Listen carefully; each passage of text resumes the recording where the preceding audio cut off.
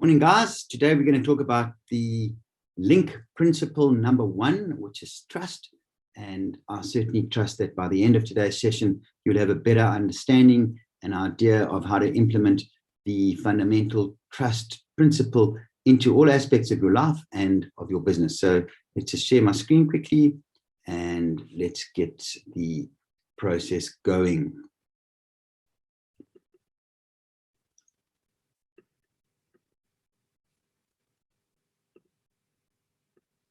There we go. So as we've gone through the various principles, I just want to recap quickly that we look at trust being the foundation that we build all aspects of our business and personal lives on. Once we've got that sorted out, we can start looking at communication, which, as we know, is the art of passing on information and creating understanding. We then go into leadership, management expertise, technical expertise, objectives, planning, motivation, commitment, monitoring, and strategy. Those are the 11 link principles that we focus on. And as we said today, we're going to be looking deep into trust. So let's have a look at trust. The dictionary defines trust as being the firm belief in reliability, truth, or ability of someone or something.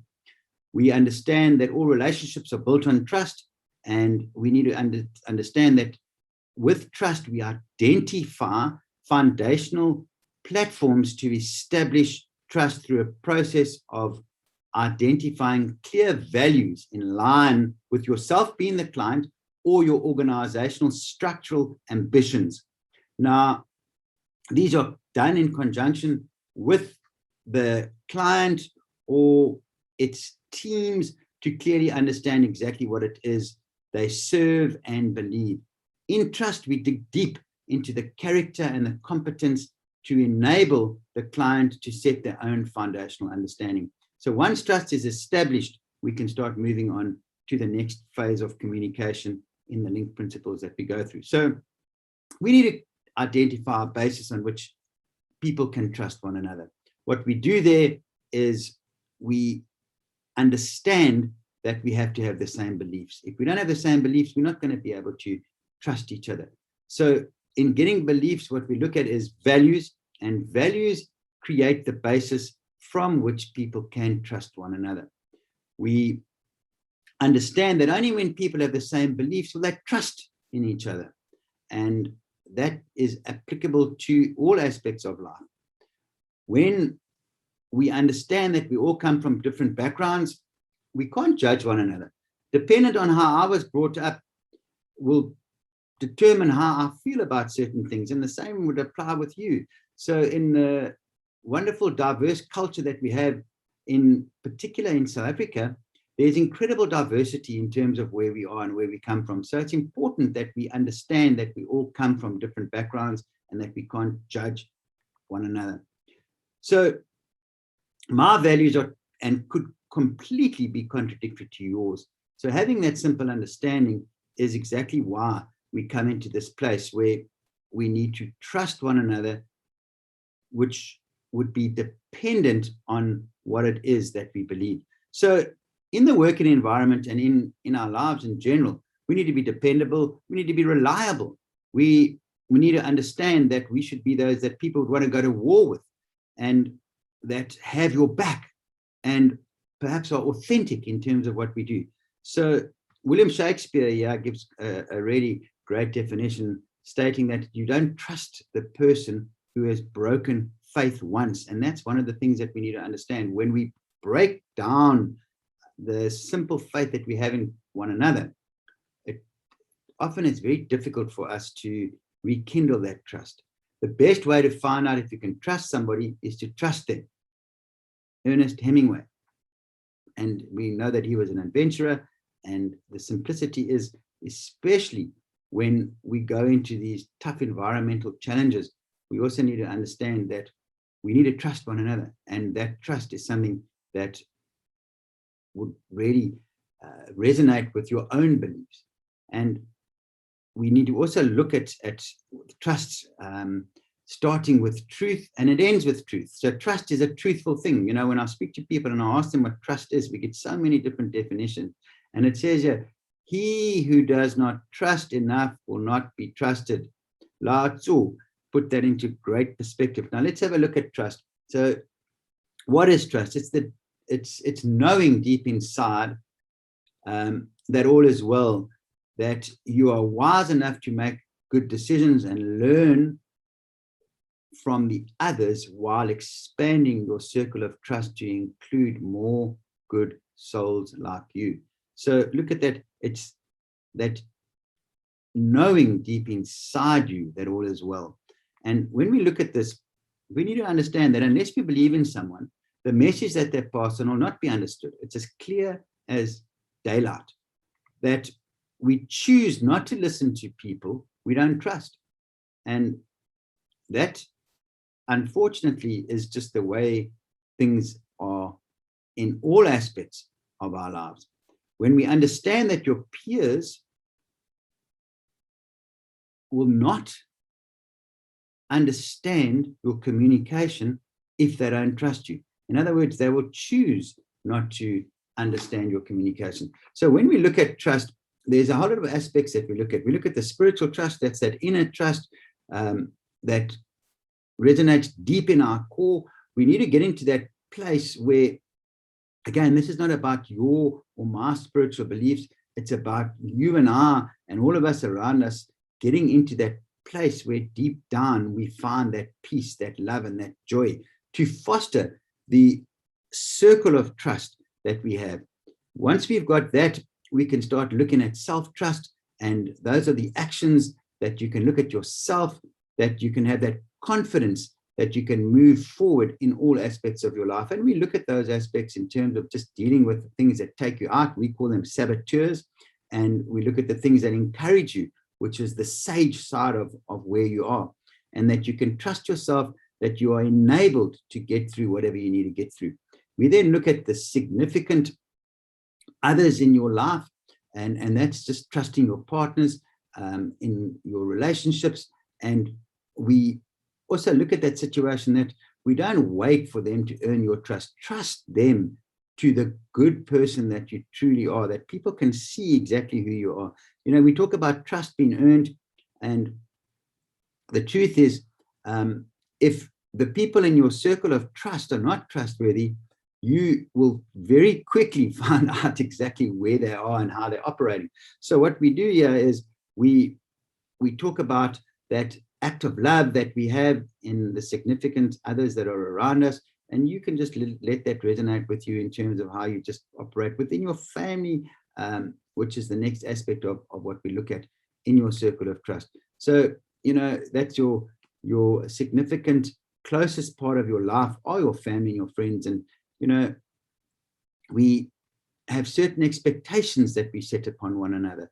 And those are the basics that we can rely upon one another. And that same aspect needs to resonate with us in our working environment. So let's have a look at some of the aspects that we need to bring to mind with trust. In its simplicity is often it takes many, many years to build that trust. And the sad truth is it takes seconds to break and forever to repair.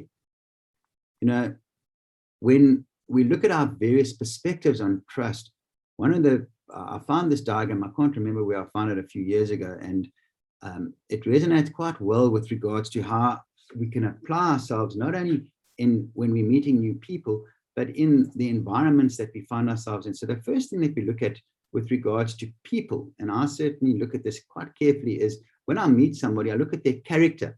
What is the intent of that person? Are they caring? Are they transparent? Are they open? What is their integrity like? Are they honest? Are they fair? Are they authentic? And when I've established that side of their character, then I would start looking at their competence. And this is what we look at. We say, what is the capability of this particular person? In other words, what are their skills? What are their knowledge? What is the experience that they have?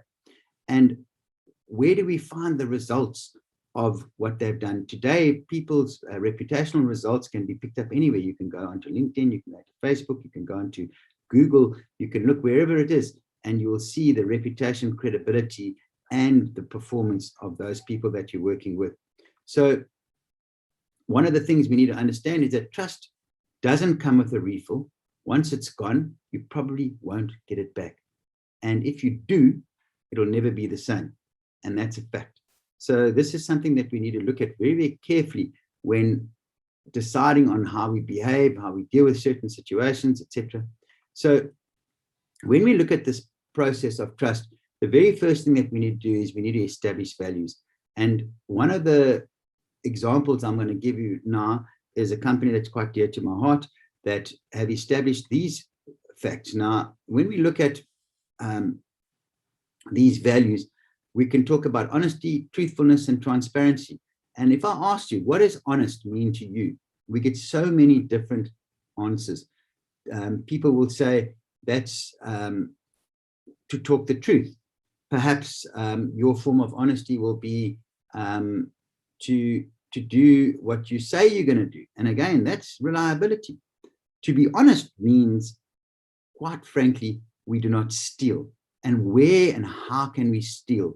In the business environment, there's two ways. An employer can steal from the employee by not paying them the correct money, the correct wages, vice versa. Some people feel entitled to take pens and to use the company cell phone or to use the company vehicles for their own private use when they're not allowed to. And the list goes on and on and on. So to be honest means we don't steal from one another. That means we don't steal time, we don't steal product, we don't steal anything that is not ours, that quite clearly hasn't been given to us.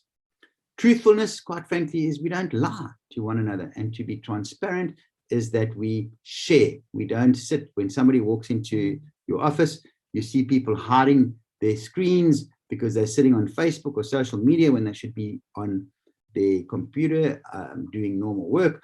Or we also find that certain companies are saying they don't have or make any profits, yet they're making billions, and at the same time they're telling their staff that they're making no money. So these are the type of transparency issues that we talk about. We then look at respect for all. In today's society, respect has been something that is really, again, dependent on the eyes of the beholder. A simple thing is, if we respect one another, we greet one another. We take cognizance of the other person's understanding and belief. You know, you don't go into your home and just walk into the door, not greet people. The simplicity is in the work environment. Often we'll see people that don't even greet one another for days on end. If they have a bit of a problem, they rather just avoid the situation and just not talk to the people. And that's really something that we need to look at when we're building our beliefs and our values. Being loyal to each other and to the company. What does loyal mean to you? Again, people don't really understand what that means. If you go to a restaurant or perhaps a pub and you see what happens once people have had a few drinks, how they start talking about the companies that they perhaps work for and how badly done by they are, yet they're quite happy to continue to work for a company. A loyal person doesn't talk behind someone else's back. And what this particular company has done is they talk about loyalty to each other and the company. That means that they don't talk behind one another's backs. If there's a problem, they talk directly to the person, and the company expects the same from the employees. If they have a problem, they come to their immediate management seniors and they deal with the problem as and when they arise. Being proud in our appearance, the company, and one another. They look at themselves as individuals, having pride in how they operate. They look at the way in which they dress, the way in which they behave, and obviously with regards to their company. So pride in appearance, conduct in the company is one of their values. Being reliable is we do what we say we're actually going to do, and that's a process that is really high on the agenda. And then they look at providing a high quality of premium service. And again, that's a value that is dear to them. They're in the service provision business, and it's not only about giving the service, but they want to give a high quality and a high premium. Obviously, when one can do that, one can charge the appropriate rates. And then they look at the recognition of achievements and ability. And one of their processes is getting their staff to continually look for better ways of doing things, which enable it enables growth within their company, and it stood them in great stead.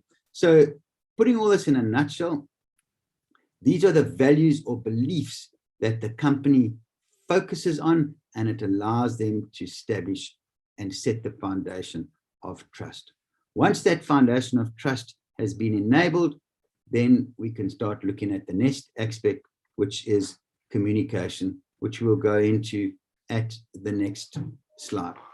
Have an awesome day. Thanks, guys. Charlie, you can't come in here and walk into my office, my darling. I just want your iPhone. Okay. I don't have my iPad, it's in